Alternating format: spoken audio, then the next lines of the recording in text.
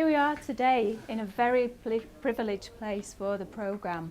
We're going to meet a lady from England called Gemma Markham, and she lives here in this beautiful setting in the province of Teruel, and she's lived here for most of her life. This is actually the Torre del Visco, and Gemma is the owner and manager of the place, and we're going to meet her this morning, and I'm sure she'll be able to tell us hello.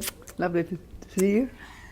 Tell us about your life in Spain and how you found this beautiful place, and I'd be how delighted to do everything's so. going Yes. for you. Shall we find somewhere nice and sunny? Yes. Nice and sunny, Nice but shady. and shady. to Yeah, sit. Sun we yeah. have plenty of. Where do Okay. you suggest? I think maybe on if the we way go in? through to the patio, Yeah, then there's we a nice little sit table through in the corner. in the shade there, yeah.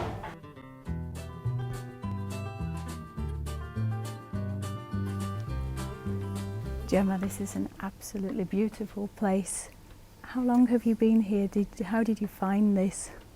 Well, the story is quite long. Maybe I take it back to the beginning and of coming to Spain. I arrived in 1973. I had finished a degree. I'd worked briefly for the sort of British Cultural Service, and then somebody told me that Madrid was the most wonderful place, and that's why I ended up coming. We lived for 20 years. I lived for Madrid for 20 years, but the work was very different to this. I was in the publishing and bookselling trade with my husband then, and we had a very good 20 years, but we were both country people. And what we really wanted to do was one day have a proper farm and get out of the city, much as I love them for a few days, but really get out of the... Yeah. Yes, exactly, the sort of thing one always does when you get to be 40. Yes. But so I identify with Spain. I've always worked here.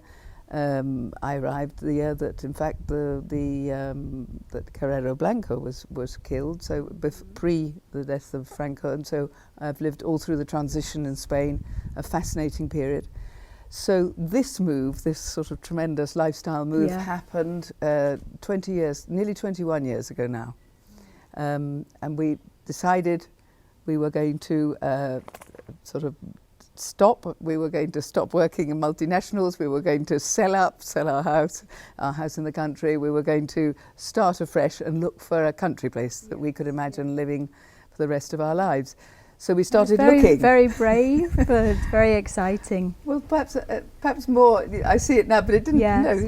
No, you follow your instinct. Yes, I think about these things. It was a good stage of life. You either do it when you're feeling strong and active, or I think you probably go on forever saying one day, and it doesn't happen.